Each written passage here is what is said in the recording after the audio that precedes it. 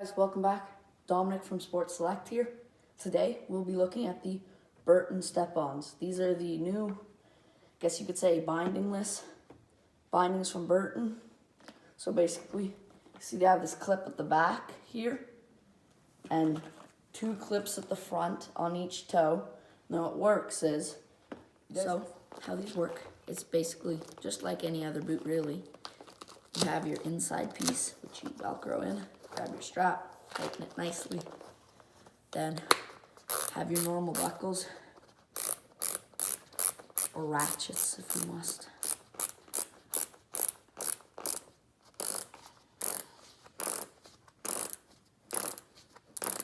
Boom. Now this one basically serves as how the bottom binding would, without the pain of having to undo it every run.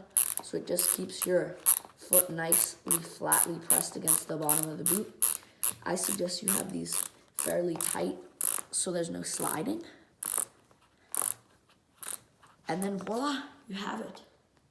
You have your front toe piece here, side toe piece here, and then here, if you look, you have this heel slider.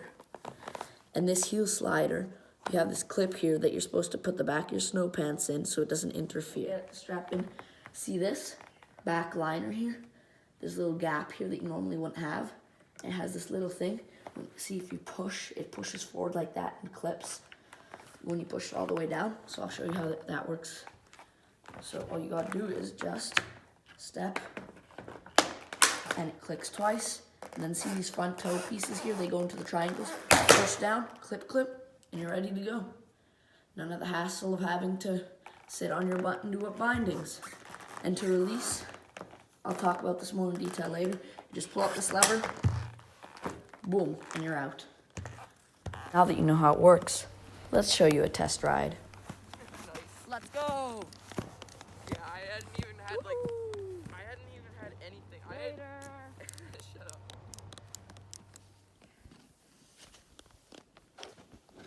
Nice, that was smooth.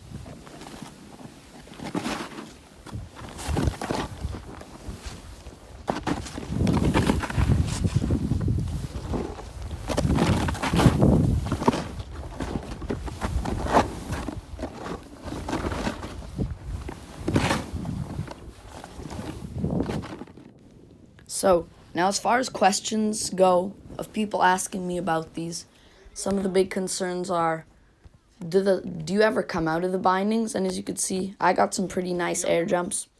Not a little bit of movement even in the binding. Hold nice and tight. They do not release. The only way you can release it, there's this little lever on the binding, as you can see here. You just pull it up and it releases. You just have to lift your heel out. That disengages the mechanism, and then you can just push your toe nicely out like so. Well, for comfort, the boot has to support itself, saying it doesn't have any supporting bindings. So it's a nice, thick, padded inside, which is really nice and comfortable. In my old boots, I used to get cramps, but no more in these. They're nice. They fit really snug. They're super warm. I actually don't think I've had to cut a day short because my feet froze. And the outside is harder than most boots, but it supports your foot really nicely. And it might even compress the padding even more, making it nice and comfy. So for comfort, these are a definite 10 out of 10. So as far as security goes, these boots and bindings hold nice and snug, even when doing little jumps. jumping around. Even if you were to hit something, a lot of people ask if you'll just fly right out. The answer is no. It's probably more likely that the bindings rip right off of your board if you hit it hard enough, because these boots and bindings hold nice and tight. A lot of people ask about if it's likely that you will hit the lever, if it's ever happened that I came out. Never have come out of this, and the lever is small, so it's right on the outside of your binding, and it's in a position where I doubt you'll ever be hitting anything, because the only thing you would hit there is your board, so it wouldn't even make it to the binding part. And the lever is hard, so you have to physically pull it up, so it's no way it will just pop up. So it's nice, tight. You will not come out of these. So as far as safety goes, I give these a 10 out of 10. If you're wondering if they're practical, well, they are. See, there's 2 huge reasons I can point out. A, you don't have to sit in the cold snow to do up your bindings. You can just step in and be gone. Me and my friend did an experiment, and it saved me about 20 seconds per run, where he was just sitting in the cold floor doing up his bindings. And the second reason it might be a little more useful or practical is because, you know, when you have those really wet spring days, and then the next morning it freezes and you leave your bindings in your car and then they're frozen? Well, these don't have bindings, so the straps never freeze. So regardless of weather, your bindings and boots will always be ready to go. And also, these boots have never gotten wet. These are the Photons, and they have this waterproof outside, so they always keep nice and dry and warm. Now, how about responsiveness? Well, these boots and bindings have a nice firm connection to the board. Carving and pinpoint turns is easy. The only thing you need to take into consideration for this is you have to do it a little bit differently, because all your power comes through your toes and heel and not throughout the bindings, which is actually in the end when you learn how to do it, which only takes like 1 or 2 days. Then you get nice pinpoint turns, and I'd say it's probably easier than with bindings, because you get nice power coming through your heel and toe, and it's not dispersed throughout the whole face of the boot. Overall, for responsiveness, I give it a 9.5 out of 10. Now, it might all seem great, but when you look at the step-ons, you need to take into consideration that your foot might be wide. So the step-ons are a little bit of a thinner fit to hold your foot nicely in place. The second would be quantity. So in all the stores in town at the hill, there's nothing. So the likelihood is, just like me, you'll have to order them online. So you really need to check foot sizes and that everything works with your board. And the third big problem, which is really probably, in my opinion, the biggest problem, is price. These are not cheap. It's looking about $400, $500 Canadian for a pair for kid sizes, which I guess is quite a bit. And for adult sizes, there's a variation. Bindings stay the same, always $340, only one thing of bindings.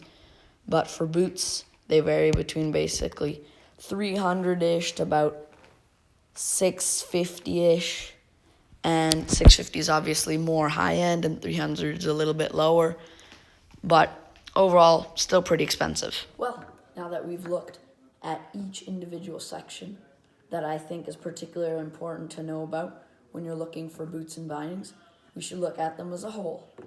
And just a brief summary, they're really, really comfortable. They have pretty good response, more so than, in my opinion, straps. And best of all, they're fast to get into. That's the main sales point. And as you heard and you saw, that these are genuinely quick and easy to get into, and they handle really well on all terrain. I don't think there's a problem with them. So I heard complaints that, what if the strap comes undone? But look at this. You still need to lift your heel up, then jiggle your toes out, so it's not happening. Overall, I rank this boot 9.5. This boots and bindings, this pair, 9.5 out of 10, just because they're amazing in all categories, except they might be a little bit tight on your feet, and they're really quite expensive. Thank you. Make sure to like and subscribe, And if you want to see more reviews like this, I'll be doing a step-ons versus bindings one at some point to see which one's really better. And I'll also be doing the salmon huck knife review. So if you want to see that, make sure to stick around, and I'm sure it'll be worth your time.